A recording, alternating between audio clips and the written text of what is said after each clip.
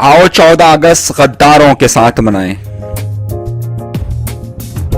तू भी गद्दार, तू भी गद्दार, तू भी गद्दार, तू भी गद्दार, तू भी गद्दार। इंडिया का जो यार है वो कब गद्दार होता है? हुब्बुल वतनी की वैक्सीन फ्री कहां मिलती है? आखिर सियासतदान इस नौबत तक कब पहुंचते हैं जब वो ये जुमले अदा करते हैं? 14 अगस्त मना रही है कौम, क्या मैसेज देना चाहेंगे आप लोगों को? कि हम पिछले 72-73 साल से आज़ादी तो मना रहे हैं, लेकिन सवाल उठता है कि वाकई हम एक आज़ाद कौम हैं और क्या हम सब आज़ाद फैसले करते हैं? फैज अहमद फैज भी गद्दार तार तार। हम जश्न आजादी मना रहे हैं और अल्लाह ताला का लाख लाख शुक्र है कि पाकिस्तान एक आजाद मुल्क है, लेकिन पाकिस्तान में मसला यह है कि हर शख्स दूसरे शख्स को या अक्सर हुकूमतें दूसरी सियासी जमात को या दूसरे रहनुमाओं को गद्दार करार देती है, और यह गद्दार कहने का सर्टिफिकेट इतना आसान समझा जाता है कि जैसे इसमें कोई बात ही नहीं है। हमने शायद गद्दार के लफ्ज की अहमियत को ही खो दिया है। अगर आप पाकिस्तान की सियासी मजहबी जमातों के अलावा अगर इलाकाई जमातों को देखें, पाकिस्तान की सियासी शख्सियात को देखिए, तो आपको ऐसा लगेगा शायद इस मुल्क के अंदर कोई भी ऐसा नहीं कि जो गद्दार ना हो। तार तार तार। हमने किस किस को गद्दार नहीं ठहराया? पाकिस्तान बनने के फौरन बाद बलोच कौम परस्त जहां गद्दार ठहरे, वहां पर फैज अहमद फैज भी गद्दार ठहरे। मादर मिल्लत को हम मादर मिल्लत का खिताब जरूर दिया, लेकिन अय्यूब खान के दौर में हमने उनको गद्दार करार दिया। तार तार तार।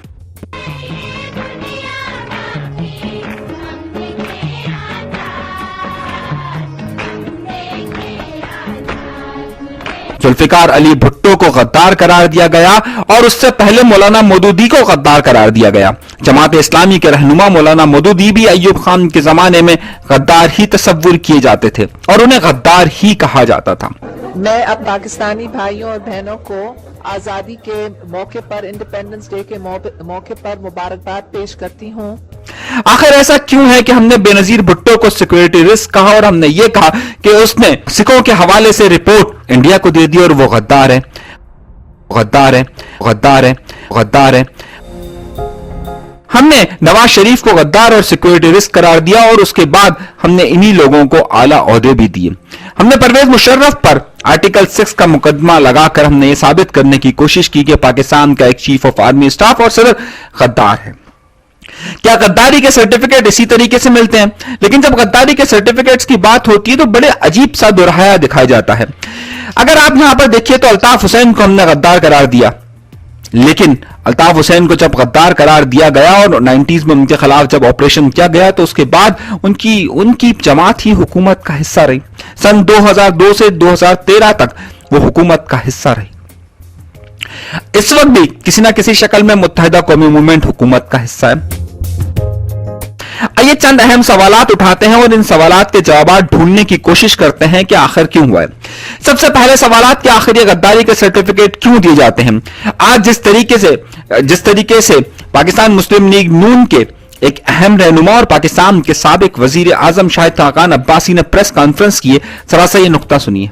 वोट का बड़ा हिस्सा जो है वो पाकिस्तान की सियासी जमातों के खिलाफ। हुकूमत पाकिस्तान ये कह रही है कि इस मुल्क की सियासी जमातें जो कौमी असम्बली और सेनेट में और सूबाई असम्बली में पाकिस्तान की अवाम की नुमाइंदगी करती हैं, वो रियासत दुश्मन है। सियासी जमातों को, सियासी लीडरों को, जर्नलिस्ट को रियासत दुश्मन कहा गया है, ये लक़ब दिया गया है।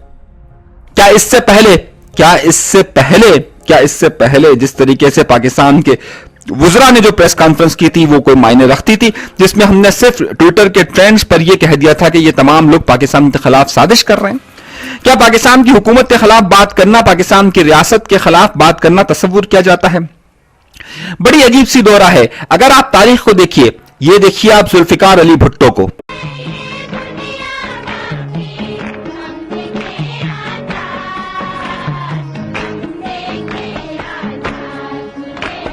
इन्हें हमने गद्दार कहा। हमने किसे गद्दार नहीं कहा, लेकिन उसके बाद हमारा दोहरा मयार क्या होता है। हमने पाकिस्तान पीपल्स पार्टी को सिक्योरिटी रिस्क का और जुल्फिकार अली भुट्टो की फांसी के बाद, भुट्टो दौर के बाद ज़ियाउल हक के दौर में जो कुछ पाकिस्तान पीपल्स पार्टी के साथ होता रहा वो आप सबके सामने मौजूद है।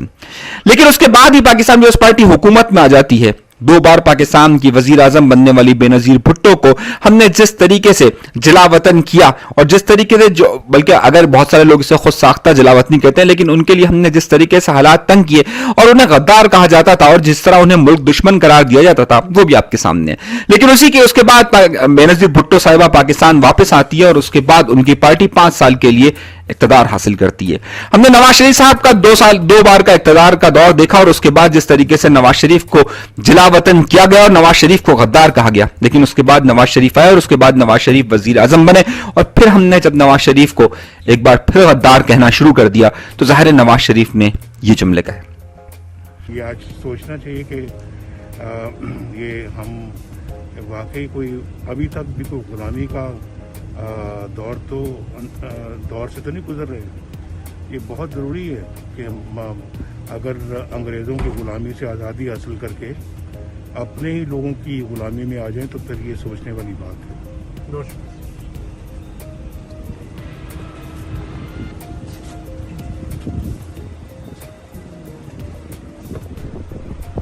बड़ी अहम मायने यह है कि अगर जब हम गद्दारी तस्वुर करते हैं और जब रियासत या हुकूमत फिर उसे इस तरीके से लेती है तो फिर इसके बहुत सारे सवालात भी उठते हैं। आइए एक छोटी सी मिसाल से मैं आपको शुरू करता हूं। तहरीक लब्बैक पाकिस्तान पर पाकिस्तान की हुकूमत ने कलअदम करार दिया, और यह करार दिया कि ये इसकी जब उन्होंने इस पर पाबंदी लगाई तो खास तौर पर यह कहा कि ट्रेन जो है वो इंडिया से चलते हैं, ट्रेन इंडिया से चलते हैं, और उसके साथ साथ इन्होंने ये कहा कि ये हम पर दबाव डालकर हमारी खारजा पॉलिसी पर असरअंदाज होने की कोशिश करते हैं, अमन और अमान की सूरत हाल को खराब करते हैं, इसलिए इसे कलअदम करार दिया गया। लेकिन हैरत अंगेज बात यह है कि आज यानी 2021 में 14 अगस्त को पाकिस्तान के अंदर तहरीक लब्बैक पाकिस्तान यहां पर इलेक्शन में भी हिस्सा ले रही है, कंटोनमेंट बोर्ड के इलेक्शंस में भी हिस्सा ले रही है। 14 अगस्त वाले दिन उन्होंने पूरे पाकिस्तान के अंदर जगह जगह कैंप भी लगाए। क्या तहरीक लब्बैक किस हद तक कलअदम और गद्दार है? किस हद तक वो मुल्क के खिलाफ साजिश कर रही है? इतने हद तक कि उसे सिर्फ कलअदम करार दिया जाए। अगर आप दूसरी तरफ मिसाल लीजिए पश्तून तहफ़्फ़ुज़ मूवमेंट को कहते हैं ये मुल्क के खिलाफ, रियासत के खिलाफ साजिश कर रही है। अगर ये साजिश कर रही है तो उनके रहनुमा जगह जगह जलसे भी कर रहे हैं, तो फिर ये किस तरह की कलअदम है, किस तरह की साजिश है? एक तरफ हम ये कहते हैं कि ये कलअदम है, एक तरफ ये कहते हैं कि साजिश कर रहे हैं, और एक तरफ कहते हैं कि नहीं करते। अगर आप अल्ताफ हुसैन का केस देखिए, मुत्तहिदा कौमी मूवमेंट के बानी अल्ताफ हुसैन कि जिन्होंने पाकिस्तान के अंदर इतने अरसे से सियासत की है, उनके शदीद इख्तलाफात रहे, उनके खिलाफ ऑपरेशन भी हुआ, उनके ऊपर जिनापुर बनाने का इल्जाम भी आयद किया गया, लेकिन उसके बाद जब उनकी हुकूमत से ताल्लुकात बेहतर हो गए या रियासत से ताल्लुकात बेहतर हो गए या जब उनकी हुकूमत में जरूरत पड़ी तो फिर वो सन 2002 से लेकर सन 2013 तक हुकूमत का हिस्सा भी रहते हैं। लेकिन एक बार फिर उनकी जरूरत खत्म हो जाती है तो अब वो फिर गद्दार तस्वुर किए जाते हैं, और फिर होता ही है उनके बयानात पर इख्तलाफ जरूर किया जा सकता है या उनकी बहुत सारी बातों पर इख्तलाफ भी जरूर किया जा सकता है, लेकिन होता ही है कि उसके बाद फिर जब उनकी जरूरत पड़ेगी तो फिर एक बार अल्ताफ हुसैन साहब पाकिस्तान में सियासत कर सकेंगी, और न जाने वो वक्त कब आएगा। लेकिन सवाल यह है कि इस वक्त अल्ताफ हुसैन पर लाहौर हाईकोर्ट के फैसले के बाद पेमरा ने उनका नाम लेने पर पाबंदी आयद की हुई है। लेकिन आप ये देखिए जब वफाकी वज़रा ये कहते हैं कि नवाज शरीफ और अल्ताफ हुसैन एक जैसे हैं तो वो टीवी पर चल सकता है। मैं तो ना नवाज शरीफ को ला सका हूं ना अल्ताफ हुसैन को ला सका। जब अल्ताफ हुसैन के खिलाफ कोई खबर होती है और अगर उनके खिलाफ स्कॉटलैंड यार्ड कुछ भी कार्रवाई करता है, उनकी तबीयत खराब हो जाए, उनकी गिरफ्तारी का मामला हो, उन पर किसी केस का मामला हो, तो उसके फौरन बाद पाकिस्तान के तमाम टीवी चैनल उनकी खबर चलाना क्यों शुरू कर देते हैं? मेरा इंतहाई अहम सवाल यह कि या तो सफेद होता है या फिर स्याह होता है। जब हम ग्रे की तलाश में रहते हैं तो फिर पूरी कौम को हम कंफ्यूज करते हैं। उसके बाद आप देखिए नवाज शरीफ का मामला, नवाज शरीफ साहब को जिस तरीके से हुकूमत से हटाया गया और उसके बाद नवाज शरीफ साहब ने जिस तरीके से फौज के चंद आला ओहदों पर फाइज लोगों के हवाले से नाम लिए, तो उसके बाद उनके नाम पर पाबंदी आयद कर दी गई और यह कहा जाने लगा, पाकिस्तान के वफाकी वज़रा बार बार टीवी चैनल्स पर आकर यह कह रहे हैं कि वो मुल्क के गद्दार है। चलिए मान लेते हैं वो गद्दार है, चलिए हम ये भी मान लेते हैं कि वो सियासत है, तो फिर उनको सियासत करने की क्यों इजाजत है? वो मुकम्मल तौर पर सियासत कर रहे हैं। फिर उनका नाम जब उनके खिलाफ कोई खबर आती है तो फिर टीवी चैनल्स पर क्यों नशर होती है?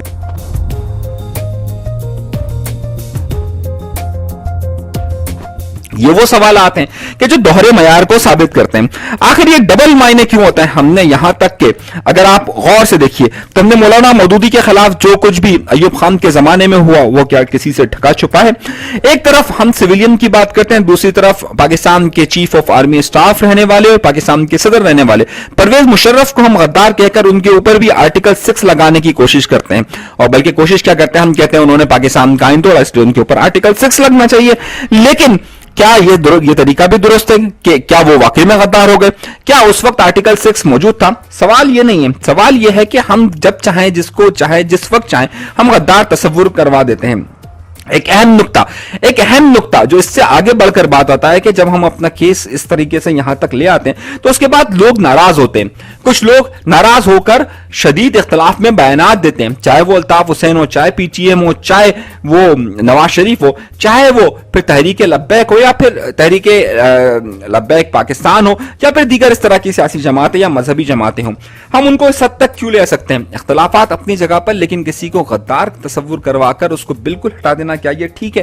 ہم نے بار بار یہ کہا کہ فیض احمد فیض صاحب کا نام کسی تعارف کا محتاج نہیں ہے. پاکستان کے بہت بڑے شاعر، بہت مشہور نظم ہے، جب تخت گرائے جائیں گے، جب تاج اچھالے جائیں گے، جب ہر طرف گونجے گا انحق کا نعرہ، بہت کچھ ان کی تصانیف میں شامل ہے. پاکستان کے نصاب میں پڑھا جاتا ہے. پاکستان کی شاہدی کوئی ایک نصاب کی کوئی ایسی کتاب ہو کہ جس کے اندر فیض احمد فیض کا ذکر نہ ہو. لیکن فیض احمد فیض کو بھی کیا غدار تصور نہیں کروایا گیا تھا؟ کیا فیض احمد فیض کو جیلوں میں بند نہیں کیا گیا تھا؟ آخر کیوں جب ہم ایک بار حکومت سے اختلاف کو یا کسی بھی معاملے کو اختلاف کو پھر اس حد تک لے کر جاتے ہیں کہ ہم پھر بعد میں اسے ہیرو بھی بناتے ہیں اور بعد میں اس کو ایک مقام بھی دیتے ہیں؟ آخر کیوں؟ ہم نے اس سوال کے جواب ڈھونڈنے کے لیے پاکستان کے معروف صحافی اور پاکستان میں شعبہ ابلاغ عامہ اردو یونیورسٹی کے چیئرمین سے گفتگو کی. ہمارے ساتھ اس گفتگو میں توصیف احمد صاحب موجود ہے. آئیے توصیف احمد صاحب سے چند سوالات کرتے ہیں اور ان کے جوابات لیتے ہیں. وہاں سے چلا رہا ہے 47 سے کہ جو بھی حکومت کا مخالف ہوگا وہ غدار ہوگا. اچھا، اس کی بے تحاشا مثال نہیں. یہ حکومت کی مخالفت اور ریاست کی مخالفت میں کیا فرق ہے؟ مطلب جو حکومت کا مخالف ہوگا وہ غدار ہوگا یا جو ریاست کا مخالف ہوگا وہ غدار ہوگا؟ اصل میں جو حکومت کی مخالفت کرتے ہیں اس کو ریاست کا مخالف کہہ دیتے اور بڑے آرام سے. اس میں فضل حق کی وزارت دی گئی، جگتو فرنٹ کی، ناظم الدین کا معاملہ وہ ہوا، فاطمہ جناح نے چیلنج کیا ایوب خان کو تو انہیں بھی غدار کہا گیا. تو یہ مستقل ایک روایت ہے ہمارے ہاں کہ اپنے مخالفین کو ریاست کا غدار قرار دیا ہے. اچھا، جس طرح آپ نے کہا فاطمہ جناح کا، لیکن فاطمہ جناح کو ہمارے یہاں پر غدار قرار دیا گیا اور اس کے بعد ان کو مادر ملت کہتے ہیں ہم. اسی طریقے سے مادر ملت تو پہلے بھی کہتے تھے مگر جب انہوں نے الیکشن لڑا تو غدار قرار دیا گیا. اچھا، فیض احمد فیض کو ہم نے غدار کہا، 3 بار جیل بھیجا، لیکن اس کے بعد ہم ان کو کورس میں شامل کرتے ہیں. نواز شریف کو ہم نے غدار قرار دیا، لیکن اس کے بعد ان کو ہم نے دوبارہ وزارت عظمیٰ دی اور پھر دوبارہ ہم نے غدار قرار دے دیا. ارے ایسی بے تحاشا مثال ہے. اس کا حل کیا ہے؟ اس کا حل یہ ہے کہ حکومت کے نیریٹو کی مخالفت کرنے والا غدار نہیں ہوتا. یہ جمہوری حق ہے ہر آدمی کا، اس کا جواب جمہوری طریقے سے دینا چاہیے، ریاستی ہتھ کنڈوں کے ذریعے نہیں. اچھا، جب بھی دیکھیے جب بھی دیا اس کا نقصان ہوا نا. ایسٹ پاکستان کی الرجی کا ایک وجہ یہ تھا کہ آپ نے جس نے حقوق کی آواز اٹھائی آپ نے اسے اگرتلا. مجیب الرحمان 2 سال پہلے تک جیل میں تھے، 2 سال بعد انہیں اگرتلا سازش میں ڈال دیا غدار. اس کے نقصانات ہمیشہ ہوئے نا. اچھا، ایک طرف ہم یہ کہتے ہیں کہ تحریک لبیک جو ہے وہ کالعدم ہے، لیکن اس کے سٹالز لگتے ہیں، وہ الیکشن میں حصہ لیتی ہے.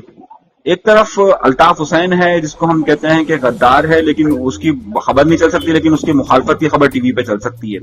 نواز شریف غدار ہے، اس کی بات، اس کا انٹرویو نہیں چل سکتا ہے، لیکن نواز شریف کے خلاف خبر جو ہے وہ ٹی وی پہ چل سکتی ہے.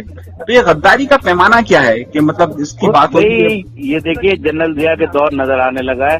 اس زمانے میں عام سی بات تھی کہ مخالف خبر سے لوگوں کو پتہ چلتا تھا کہ کوئی واقعہ ہوا. تو یہ جو جمہوری نظام کی تباہی کی بات ہے اور اسٹیبلشمنٹ کے قبضے کی بات ہے اور اس سے ہمیشہ نقصان ہوا. بہت شکریہ پروفیسر، بہت شکریہ.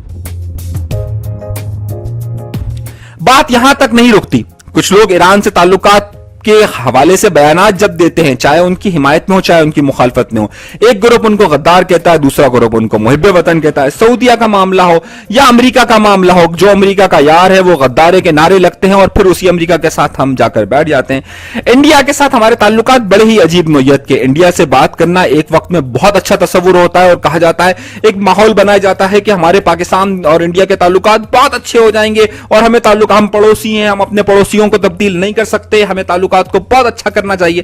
اور اس کے بعد نوبت یہاں تک آ جاتی ہے کہ ہم کہتے ہیں انڈیا سے جو بات کرے گا وہ غدار ہے, غدار ہے, غدار ہے. آخر یہ غداری کے سرٹیفکیٹس دینا کب ہم ختم کریں گے؟ غداری کا معیار کیا ہوگا؟ پاکستان کے یوم آزادی کا دن ہے, پاکستان کے تمام لوگوں کو جشن آزادی مبارک ہو. اللہ تبارک و تعالیٰ یہ آزادی ہم پر ہمیشہ قائم رکھے. اللہ تعالیٰ اس آزادی کے خلاف سازش کرنے والوں کو نیست و نابود کر دے. پاکستان کے اندر پاکستان کی ریاست ہمیشہ قائم و دائم رہے گی. مگر سوال یہ بنتا ہے کہ پاکستان نے آخر ہمیں اس بات کو دیکھنا پڑے گا کہ جب ہم اندر سے اس حد تک کمزور ہو جائیں, ہم ایک دوسرے کے اختلافات کو برداشت کیے بغیر ہم نوبت یہاں تک پہنچ جائیں کہ جب ہم ایک دوسرے کو غداری کا سرٹیفکیٹس دینا شروع کر دیں, تو پھر ظاہر ہے بہت سے معاملات یہاں پر کمزور ہونا شروع ہو جاتے ہیں. سیاست کو برداشت کرنا چاہیے, سیاست کا جواب سیاست سے ہی ہونا چاہیے. لیکن اگر کسی کو سیکورٹی رسک, کسی کو ملک کا غدار, کسی کو جو ہے وہ الگ الگ خطاب سے نوازنے کے بعد اگر ہم یہ سلسلہ اسی طریقے سے جاری رکھیں گے تو کیا ہوگا؟ کیا کل یہ وقت آئے گا کہ تحریک لبیک پھر ایک بار سیاست کر رہی ہوگی تو کیا ہم سب لوگ یہ کیا کہیں گے؟ کیا نواز شریف صاحب کی حکومت ایک بار پھر وہ حکومت میں آ جائیں گے اور اس کے بعد پھر ان کی پارٹی کسی طریقے سے حکومت میں آ جائے گی, نواز شریف پر سے سارے الزامات ختم ہو جائیں گے, تو کیا ہم دوبارہ سے وہ محب وطن ہو جائیں گے؟ کیا الطاف حسین صاحب پر آج بنائے گئے مقدمات ایک بار پھر ختم ہو جائیں گے, وہ دوبارہ سیاست کر پائیں گے؟ تو پھر کیا ہوگا؟ یہ تو بات یہاں تک ہے. ہم قوم پرست رہنماؤں کو دیکھیے, اگر ہم سندھ کے جو قوم پرست رہنما ہم ان کے متعلق کیا بات کہتے ہیں؟ بلوچستان کے قوم پرست رہنماؤں پر جو پارلیمان کی سیاست پر یقین رکھتے ہیں, جو پاکستان کے آئین کو مانتے ہیں, لیکن اس کے متعلق بھی ہم کیا الزامات لگاتے ہیں؟ عوامی نیشنل پارٹی ہو یا پھر دیگر سیاسی جماعتیں ہوں, یہاں تک کہ مولانا فضل الرحمان صاحب پر بھی اسی طرح کے الزامات لگائے جاتے ہیں. آج کے دن اس بات کو سوچنے کی ضرورت ہے کہ ہمیں سیاست میں کس حد تک آگے بڑھنا ہے. میں آپ کی رائے کا ضرور احترام کروں گا. اس ویڈیو کو یقینی طور پر آپ شیئر تو ضرور کریں گے, لیکن مجھے آپ کی رائے بھی چاہیے کہ اس کا کوئی معیار طے ہونا چاہیے کہ آخر کس وجہ سے اور کس طریقے سے ہم ایک دوسرے کو غدار قرار دیں گے یا نہیں قرار دیں گے. اختلاف اپنی جگہ پر, ہم ایک دوسرے کے سیاسی اختلاف پر, سیاسی نقطہ نظر پر اعتراض لاکھ کر سکتے ہیں, لیکن کسی کو غدار, چاہے وہ سویلین ہو چاہے آرمی کے لوگ ہوں, ہم کیا ایک دوسرے کو برا بھلا کہہ کر کہاں تک پہنچ سکتے ہیں؟ مجھے آپ کی رائے ضرور چاہیے. آپ کی رائے کا میں انتظار کروں گا اور میں اس بات کا انتظار کروں گا کہ وہ پاکستان کے تمام رہنما جو اس وقت سیاست کر رہے ہیں لیکن انہیں غدار کہا جا رہا ہے, وہ محب وطن کہاں ہوں گے؟ مجھے ڈر اس بات کا ہے کہ عمران خان صاحب اور عمران خان صاحب کی کابینہ جس طریقے سے, جس تیزی کے ساتھ لوگوں کو صرف ٹویٹر کے اکاؤنٹس پر یا ٹویٹر کے ٹرینڈز پر بات کرنے سے غدار کہہ رہی ہے, مجھے ڈر اس بات کا ہے کہ کل اس فہرست میں عمران خان صاحب خود شامل نہ ہو. اپنا بہت زیادہ خیال رکھیے گا. انیس منصوری کو دیجیے گا اجازت اس عزم کے ساتھ کہ پاکستان زندہ باد.